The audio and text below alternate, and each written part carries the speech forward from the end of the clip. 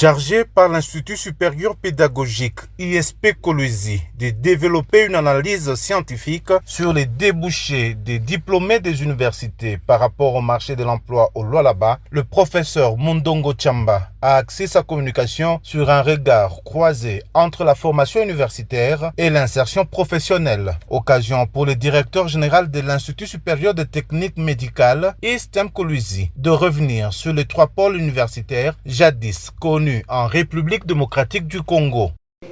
L'histoire nous enseigne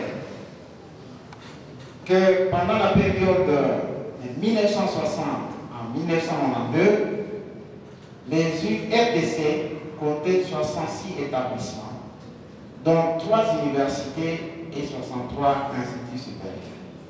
Au regard de première date, on se rend compte que les 3 universités qui avaient été créées entre 1954 et 1963 ont continué à assurer la formation universitaire jusqu'autour des années 1992. 3 universités. Donc on avait 3 pôles universitaires en RDC. Mais entre-temps, les instituts supérieurs ont été organisés à côté de ces 3 universités jusqu'en 1992. Et après 1992, le pouvoir public a décidé la politique d'essaimage des universités et instituts supérieurs. Ce qui a conduit à un rebond, s'il faut le dire comme ça, dont nous sommes passés de 3 universités avec les 66 plutôt établissements d'enseignement supérieur universitaire à 902 établissements d'enseignement supérieur et universitaire. 900. Au cours de son exposé, le patron de l'ISTEM Kolwezi est revenu sur les différentes réformes du système éducatif de l'enseignement supérieur et universitaire.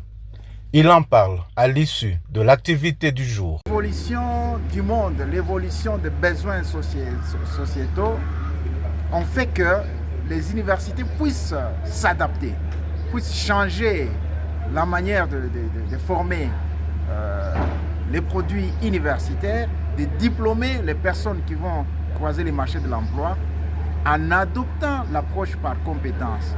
C'est issu de la réforme LMD que nous avons adoptée après les états généraux de l'enseignement supérieur universitaire à Lubumbashi en 2021. Et l'analyse de la situation actuelle indique que tous les pays du monde s'arriment progressivement vers le LMD. Pourquoi? Parce que les LMD prônent l'employabilité à travers l'enseignement basé sur les compétences. Les marchés de l'emploi, le monde socio-économique voudraient les personnes qui arrivent pour l'emploi, qui sont capables d'exercer, d'occuper un poste et d'exercer et d'assurer une fonction et d'exercer comme professionnel.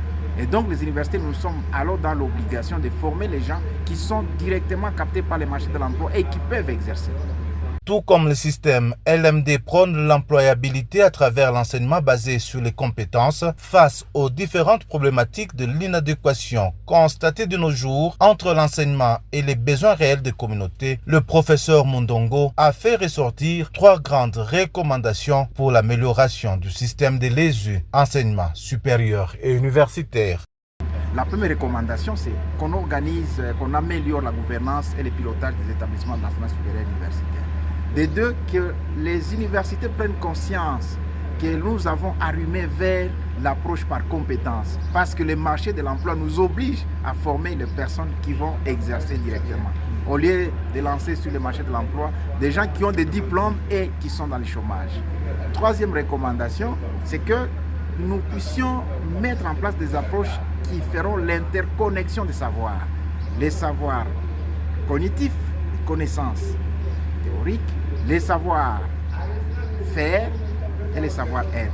C'est-à-dire, la personne qui termine à l'université, non seulement il fait preuve d'être porteur de connaissances, mais il doit faire preuve aussi de connaissances, de compétences transversales, les soft skills, du bien-être, du savoir-être envers son milieu de travail, envers la société qui l'accompagne. Et il doit exercer le savoir-faire.